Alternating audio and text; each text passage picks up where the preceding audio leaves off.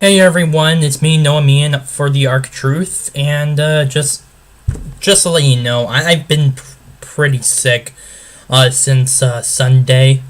It's nothing serious, just probably like a cold and a headache, which I still have right now, which is why I didn't make a video on Monday.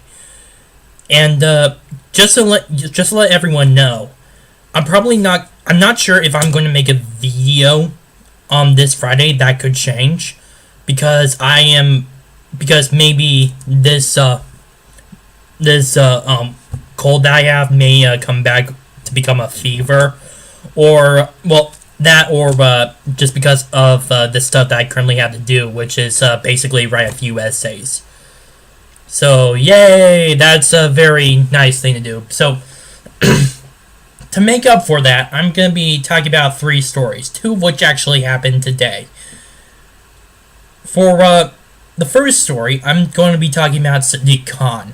Yeah, I know, he's a lovable mayor. The lovable Muslim London mayor who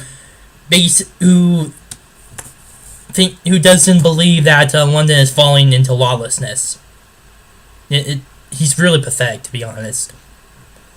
And he gets even worse, since back in March there was actually a report where it showed London was actually having such higher murder rates than even New York. I mean, New York. That's basically what you think of in terms of the mafia, in terms of gang violence, because it's kind of that's a little bit what it's associated as, mainly in movies and stuff, but still. And the best way that he thought may stop the murder rate, knife control. Yeah, knife control. Basically, it's gun control, but with knives, which is pretty stupid. I mean, is he serious? Okay, let's forget about gun control for a second. Just forget about that, or even knife control. Whether or not it would be, constitutional in the case of like the UK. I know the UK has different laws and stuff, but still, basically, I'm pretty sure that every single individual in London has a few sets of knives. Kitchen knives that could be used to basically kill anyone, and this guy wants to bring in knife control as a means to stop this rising crime rate. What about the knives that are currently in circulation with almost all the individuals in London? What about the knives that could come in from outside of London itself? Did you think about that? Probably not. I mean, I'm pretty sure he thinks he is like the leader of everything because he's simply the mayor of London, the capital of the United Kingdom.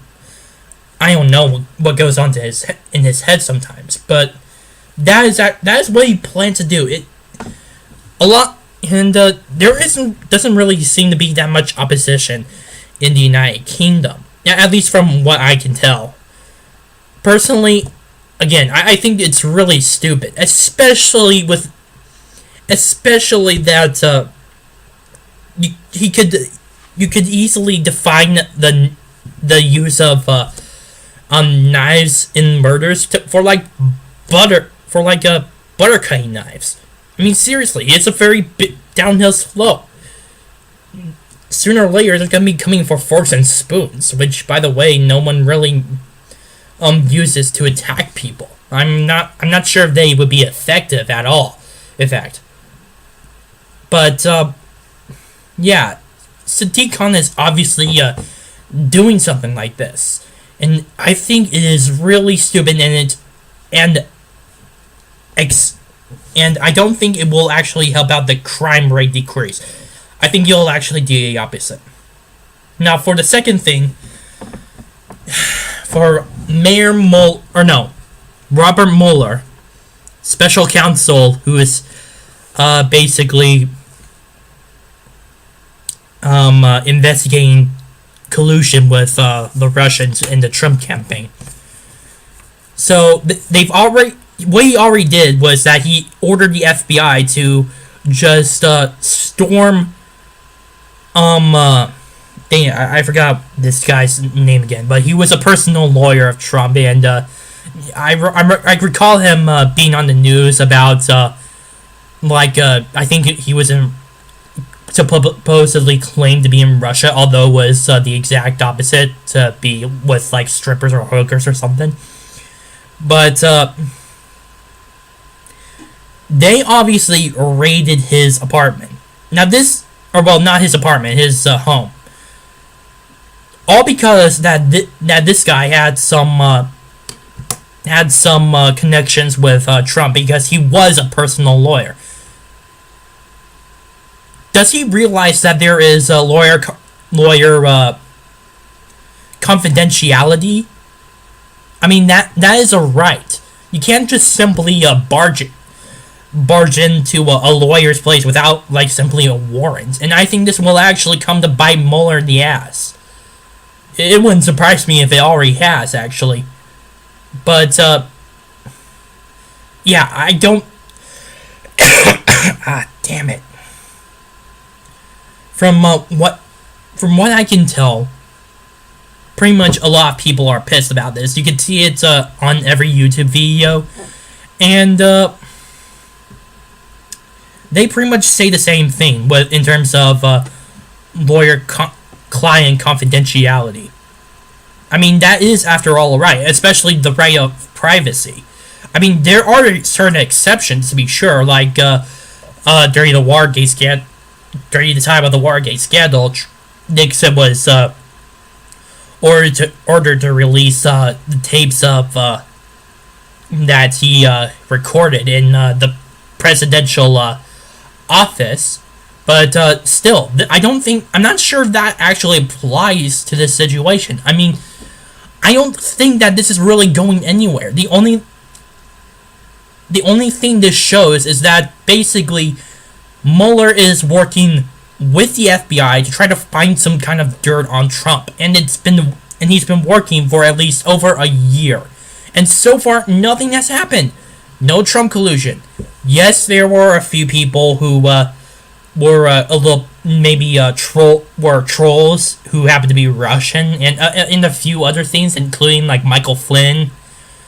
But that's about it. Nothing directing to the President of the United States.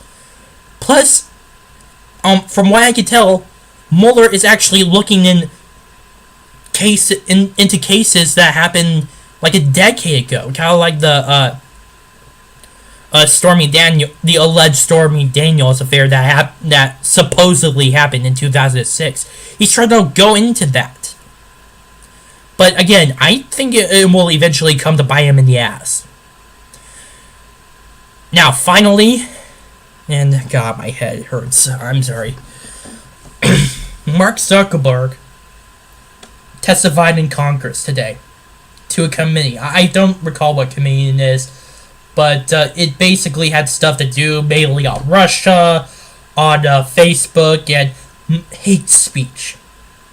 Now, Ted Cruz, from what I could tell, was the only one that actually managed to make any effort in trying to ask him any hard questions.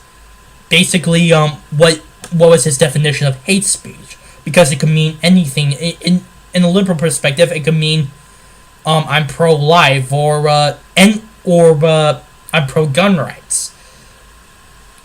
That could easily, in a simple liberal term, be considered as hate speech.